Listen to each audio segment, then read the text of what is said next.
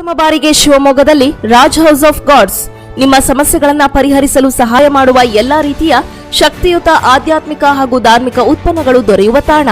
ಇಲ್ಲಿ ಏನೇನು ಸಿಗುತ್ತದೆ ಗೊತ್ತಾ?